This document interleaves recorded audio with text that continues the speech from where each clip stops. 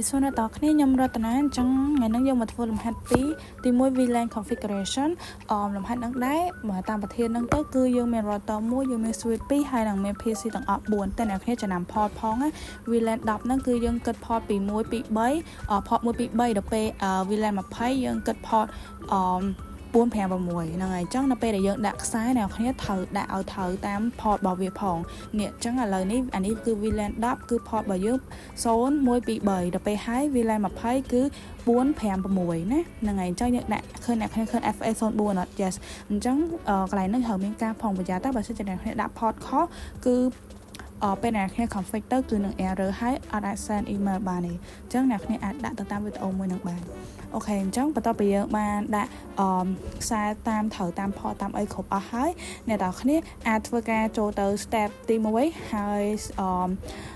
នៅtrongវីដេអូអ្នកគ្នាខ្ញុំនៅមានដាក់ឲ្យអ្នកគ្នាមើលឲ្យខ្ញុំនឹង screenshot ថាវាមាន step ទី1មានអីខ្លះ step ទី2 step ទី3អីចឹងទៅហ្នឹងហើយបើងាយស្រួលអ្នកគ្នាពេលដែលធ្វើដល់ចុងក្រោយអ្នកគ្នា config អត់កើតឬក៏ error ដែរណាអីអ្នកគ្នាបើចាំ back មើលវីដេអូឡើងវិញក៏បានអ្នកគ្នាអាចមើលនៅកន្លែង summary ហ្នឹងហ្មងក៏បានដែរចុះឥឡូវនេះមុននឹងចូលដល់ពេល config គឺខ្ញុំnote នៅលើហ្នឹងដើម្បីឲ្យអ្នកគ្នាស្រួលមើលសិនថាអូខេ VLAN 10ហ្នឹងគឺឈ្មោះរបស់វាពេលយើងចូលដល់ការ config ហ្នឹងគឺយើងនឹងត្រូវដាក់ name ឲ្យវាអញ្ចឹង name VLAN 10គឺឈ្មោះ student ហើយ port របស់វា123ហើយ IP address 192.168.10.1/24 ហ្នឹងហើយអាហ្នឹងគឺជា VLAN 10ហើយ VLAN 20វិញគឺឈ្មោះ teacher port របស់វា456និង IP address របស់វា192.168.20.1/24អញ្ចឹងបើពេលយើងដាក់អញ្ចឹងទៅងាយស្រួលមើលពេលណាគ្នា config ទៅអត់ពិបាកអង្គុយហត់ឬក៏តែមើលលំហាត់ឡើងវិញអីអញ្ចឹងណា so ឥឡូវនេះយើង config ចាប់ផ្ដើមពី router ទៅមុនគេអញ្ចឹងអ្នកគ្នាវាយ no សិនមកបន្ទាប់មកហើយអ្នកគ្នាវាយ enable config terminal ហើយអ្នកគ្នាដាក់ name ឲ្យវាមក R1 ហើយអ្នកគ្នាអាចចូលទៅកាន់ interface របស់ LAN VLAN 10ហ្នឹងហើយចុច10ខាងក្រោយហ្នឹងមកហើយអ្នកនរគ្នាវាយ command ដូចដែលខ្ញុំបានបង្ហាញនៅក្នុងវីដេអូហ្នឹងមកគឺដំបូងយើងចូលទៅ VLAN 10សិនហើយយើងដាក់ IP address របស់វាបន្ទាប់ពីដាក់ក្នុង VLAN 10អស់ហើយអ្នកគ្នា exit វាមកហើយអ្នកគ្នាអាចចូលទៅកាន់ VLAN 20ម្ដងហើយវាយ command ដូចគ្នាអញ្ចឹងគ្រាន់តែដូរ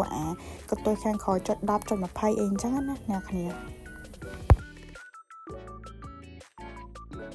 ពេល exit ចាប់អស់ហើយអ្នកគ្នា complete ចូលទៅក្នុងrouter នឹងខ្លួនឯងផងហ្នឹងហើយG0 slow ហ្នឹងហើយយើងដាក់ no shutdown មកដើម្បីឲ្យវា up ចឹងណាហើយបន្ទាប់មកអ្នកគ្នាអាចធ្វើការ exit ចេញឲ្យអស់ពីវាមកហ្នឹងហើយតមក R1 យើងហើយឥឡូវយើងចូលទៅ config នៅក្នុង S1 ម្ដងដែលដំបូងគឺយើងវាយ enable config terminal អីអញ្ចឹងធម្មតាអញ្ចឹងមកហើយយើងដាក់ឈ្មោះវាទៅ S1 មកហើយអ្នកគ្នាចាប់ផ្ដើម config វាទៅតាម syntax របស់យើងគឺយើងចូលទៅក្នុង VLAN 10ហើយយើងដាក់ឈ្មោះវា student បន្ទាប់មកយើង exit ហើយយើងចូលទៅក្នុង VLAN 20ម្ដងដាក់ឈ្មោះវាថា teacherហើយយើង exit មកបន្ទាប់មកទៀតគឺយើងចាប់ផ្ដើមចូល access port ចំណុចទី2 access port ហ្នឹងគឺយើងចូល interface range ដែលចន្លោះពី VLAN 10របស់យើងគឺចន្លោះពី1 2 3ហ្នឹងហើយអញ្ចឹងយើងដាក់1ដល់3ចឹងមកហើយ switch port mode access ហើយនឹង switch port access VLAN 10ហើយបន្ទាប់មកបានយើង exit ហ្នឹងហើយបន្ទាប់ពីយើង exit ហើយយើងចូលទៅ interface VLAN 20ម្ដងអញ្ចឹង range ចន្លោះរបស់វាហ្នឹងគឺ4 5 6អញ្ចឹងយើងដាក់4ដល់6មកហើយយើងវាយ command line ដូចគ្នាទេ switch port mode access switch port access VLAN 20អញ្ចឹងមកតមក exit ហើយឥឡូវយើងចាប់ផ្ដើមធ្វើ trang ទៅ switch ទី2ហ្នឹងហើយដើម្បីវា connect គ្នាអញ្ចឹងណាអញ្ចឹងអ្នកគ្នាចូលទៅ interface FA0/24 ជា port ដែលយើងឆ្លងពី S1 ទៅ S2 ហ្នឹងហើយអញ្ចឹងយើងវាយ comment តាមហ្នឹងមកអ្នកគ្នា switch port mode trang switch port trang allow VLAN 10និង20 ហើយ exit បន្ទាប់មកចំណុចចុងក្រោយមួយនេះគឺយើងធ្វើទៅលើតា switch ទី1ណាអ្នកគ្នាដោយសារតែ switch ទី1គឺយើង connect ទៅ S2 ផងយើង connect ទៅ R1 ផងអញ្ចឹងកន្លែងហ្នឹងគឺយើងធ្វើក្នុងតា switch ទី1ណាកន្លែងត្រាំងចុងក្រោយគេហ្នឹងណាអញ្ចឹងយើងចូលទៅ interface FA 0/23គឺអាចជា port ដែល connect ពី S1 ទៅ R1 ហ្នឹងហើយអញ្ចឹងអ្នកគ្នាវាយ command line ដូចគ្នាទេគឺ switch port mode ត្រាំងហើយនៅ sweet port ត្រាំង allow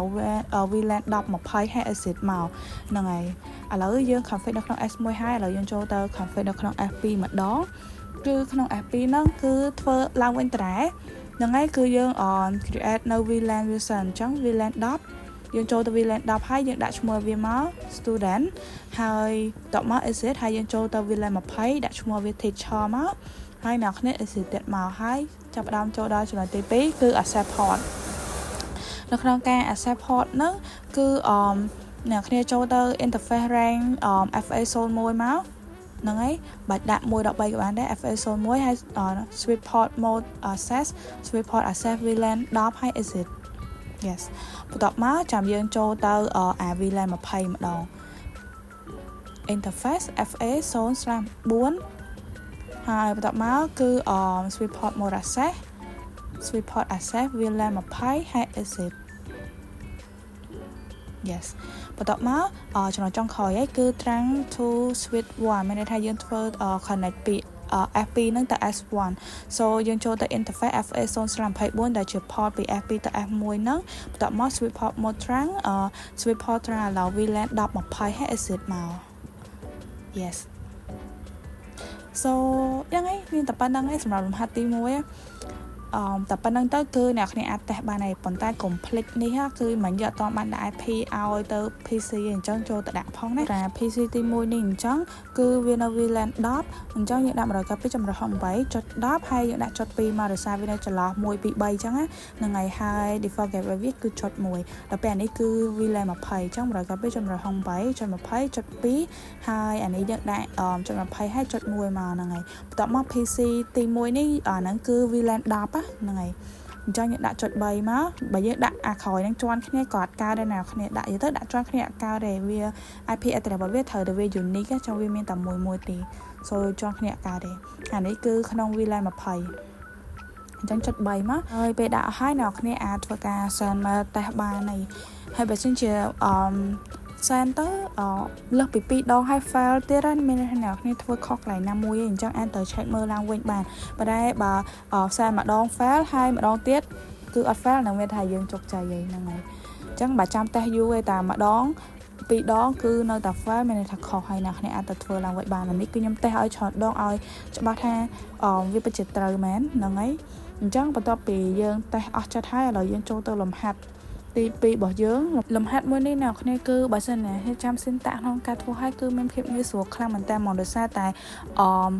ពាក្យកាត់របស់វា DHCP ឬក៏ពាក្យពេញ Dynamic Host Configuration Protocol អាហ្នឹងគឺយើងអត់ត្រូវការដាក់នៅ IP address ឲ្យ PC មួយគឺវា auto generate ដាក់ឲ្យយើងខ្លួនឯងហ្មងដោយយើងគ្រាន់តែ select ទៅលើ option DHCP ហ្នឹងទៅគឺវា auto generate ឲ្យហ្មងហើយសំខាន់គឺយើង config តែនៅក្នុង switch ទេគឺយើងធ្វើតែក្នុង switch 1ទេប៉ុន្តែអីដែលអ្នកគ្នាត្រូវ note ឲ្យចំណាំឲ្យ complex ហ្មងគឺ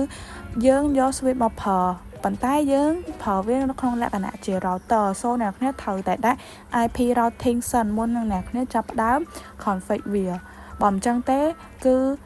ពេលអ្នកគ្នាច្រឡំធ្វើទៅហើយហាក់បានដាក់ IP routing តាំងពីដំបូងទេគឺលំហាត់ហ្នឹងអ្នកគ្នាត្រូវធ្វើវាឡើងវិញហើយហ្នឹងហើយឥឡូវយើងចូលក្នុង switch មួយហ្នឹងមកបន្ទាប់មកដូចអ្នកគ្នាឃើញអញ្ចឹងគឺខ្លួនវានឹងជា switch អញ្ចឹងយើងត្រូវ convert វាទៅជា IP យើងវាយ IP routing ដើម្បី convert វាទៅជា router បន្ទាប់មកយើងចូលទៅក្នុង interface FA01 គឺមួយខាង LAN មួយខាងដែលមាន IP address 100.0/24 ហ្នឹងណាអ្នកគ្នា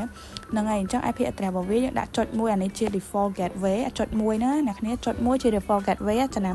អូខេតបមក no shutdown មានថាយើងធ្វើវា app យ៉ាតបមកយើងចូលទៅ FA0/2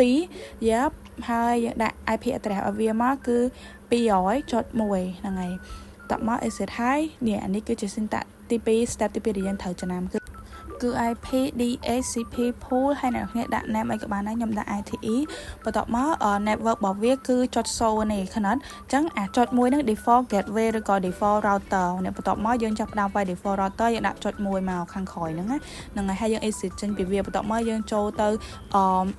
LAN មួយទៀតម្ដងគឺ ខាងក្រោយចុច200ហ្នឹងអ្នកគ្នាហើយយើងដាក់ឈ្មោះវាអីក៏បានដែរខ្ញុំដាក់ DSE អញ្ចឹងdefault gateway របស់វាគឺ200.1ហ្នឹងហើយហើយយើង exit មក exit ចាប់ទៀតមកតែប៉ុណ្្នឹងឯងលំហាត់ហ្នឹង command line វាមានតែប៉ុណ្្នឹងទេតែអានេះខ្ញុំភ្លេចដាក់ឈ្មោះចឹងខ្ញុំដាក់ឈ្មោះឲ្យវាទៅ S1 អូខេប៉ុណ្ណឹងគឺចប់ហ្នឹងហើយតោះមកអ្នកគ្នាអាចធ្វើការទៅគ្រាន់ select យកអា DHCP មកបានហើយអ្នកគ្នាបាច់ចាំដាក់ IP address ឲ្យ PC មួយទេគឺវា auto generate ឲ្យយើងហ្មងដូចខ្ញុំបានប្រាប់ខាងដើមអញ្ចឹងគឺលំហាត់នេះគឺងាយស្រួលជាងគេហ្មងបើតាមខ្ញុំអានេះសម្រាប់ខ្ញុំណាអ្នកគ្នាគិតមិនដែរខ្ញុំអត់ដឹងដូចគ្នាប៉ុន្តែសម្រាប់ខ្ញុំគិតថាវាងាយស្រួលធ្វើជាងគេហើយក៏ងាយស្រួលចាំដែរឃើញអត់នេះអ្នកគ្នាវា auto ដាក់ឲ្យយើងហើយ so យើងធ្វើតែក្នុង switch មួយហ្នឹងហើយយើងវាយ syntax ក៏វាក៏អត់សូវមានអីច្រើនដែរឥឡូវខ្ញុំតែអ្នកគ្នាមើលយើង send នៅក្នុង line មួយគ្នា 100% ដឹងវា success ហើយឥឡូវយើង send ឆ្លងម្ដងលើកទី1 fail លើកទី2ជោគជ័យហ្មងហ្នឹងហើយបើថាលើកទី2អ្នកគ្នានៅតែ fail ទេមានថា fail មែនតើតែបើថាលើកទី1 fail លើកទី2អត់អីអាហ្នឹងគឺអូខេហ្នឹងហើយឥឡូវខ្ញុំតែអ្នកគ្នាអស់ចត់ទៀត